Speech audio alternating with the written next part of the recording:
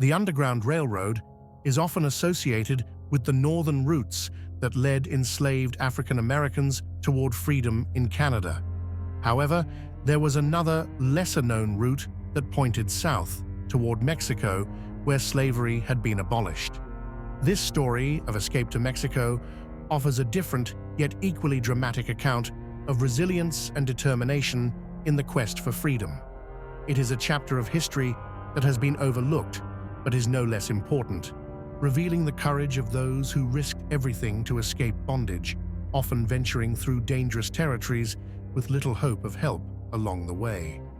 In the mid-19th century, life for enslaved Africans in the southern United States was marked by relentless oppression. The Fugitive Slave Act of 1850 added an additional layer of fear to any thoughts of escape.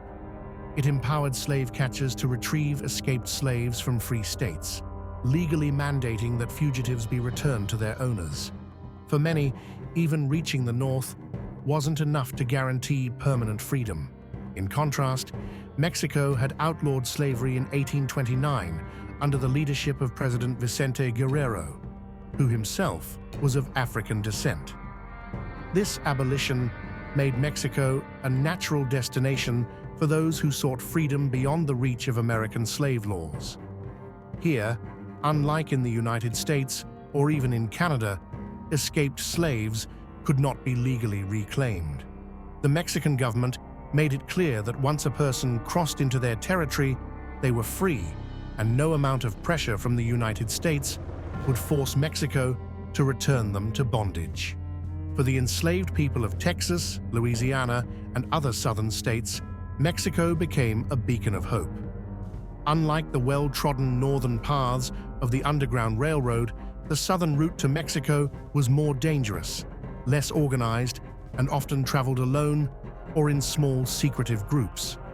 Without the more formal network of abolitionists and safe houses that characterized the journey to Canada, those fleeing south relied on their resourcefulness, their knowledge of the terrain, and the aid of sympathetic locals.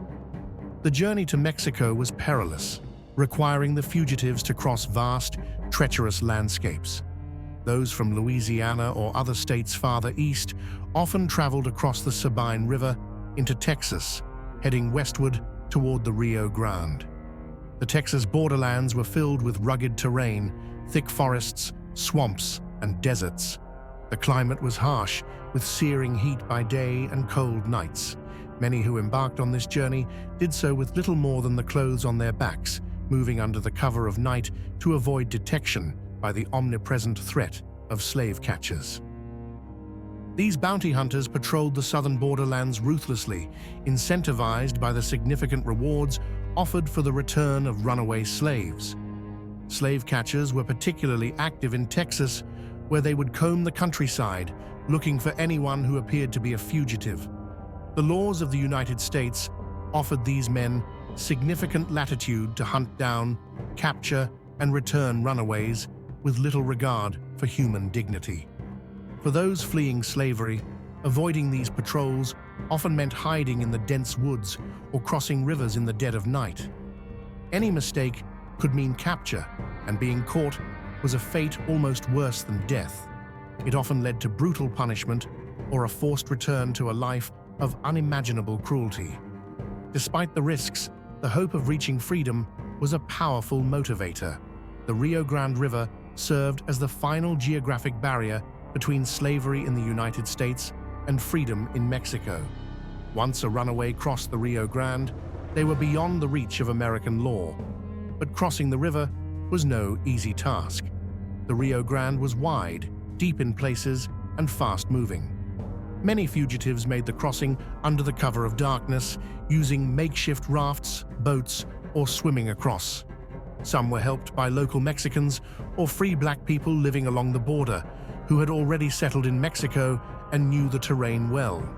While there was no formalized network like the one leading north, the journey south still had its own set of allies. Native American tribes like the Seminole and Kickapoo, who lived in the southern United States and northern Mexico, provided crucial assistance to fugitive slaves. The Black Seminoles, in particular, were a group of former slaves who had allied with the Seminole tribe and formed a unique community. These Black Seminoles had a long history of resisting U.S. government efforts to subjugate them, and many of them had already fled south into Mexico. They played a key role in guiding runaways through the borderlands, helping them find safe passage to freedom. Mexican citizens along the northern border also played a significant role in aiding those fleeing slavery. Ranchers, villagers, and local officials often provided food, shelter, and guidance to fugitives. Many Mexicans were deeply opposed to slavery and viewed aiding runaways as an act of resistance against both the institution of slavery and the political pressures exerted by the United States. In some cases, Mexican officials even clashed with U.S. authorities who demanded the return of escaped slaves, standing firm in their refusal to hand over people who had found refuge within their borders. Once across the border, life in Mexico offered safety, but also new challenges. Many former slaves settled in northern Mexico, particularly in regions like Coahuila, Tamaulipas, and Veracruz.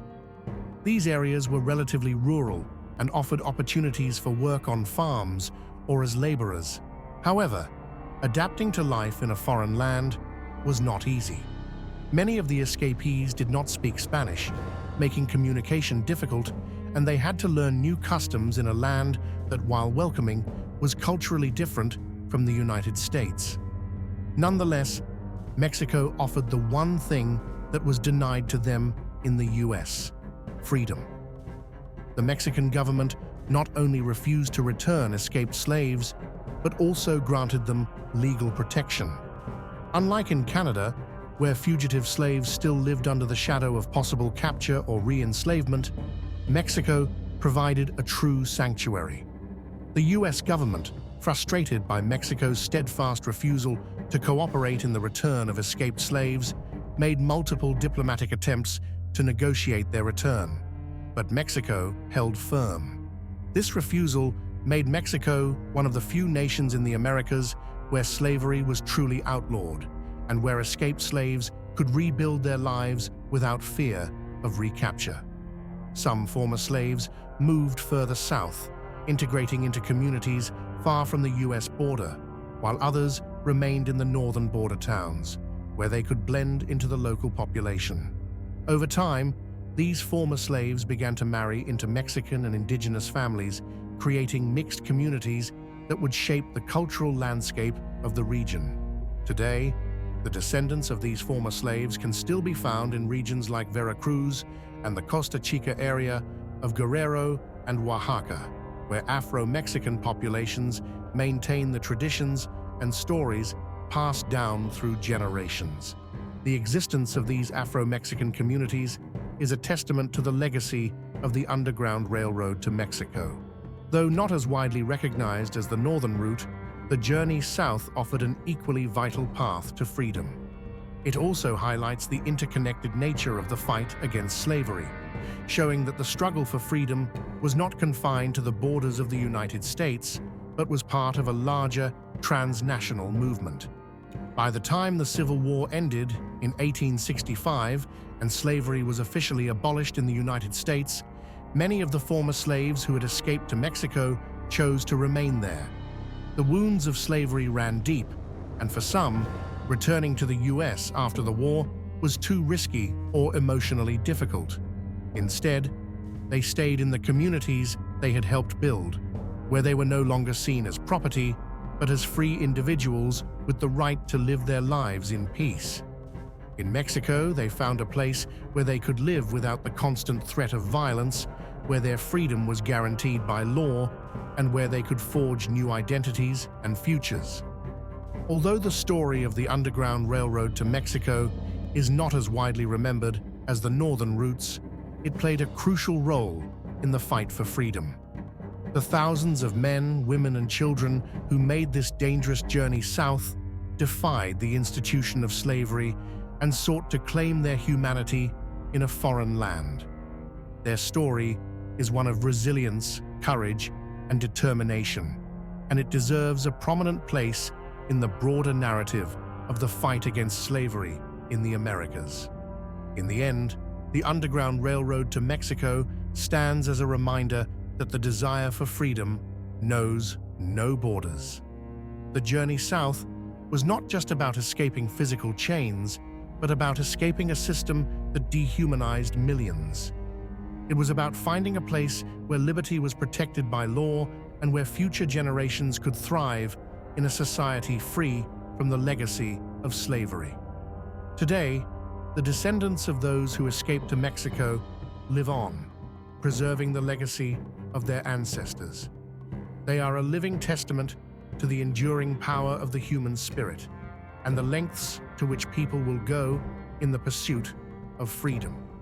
This chapter of history, though often forgotten, remains an essential part of the larger story of the fight for justice and equality in the Americas.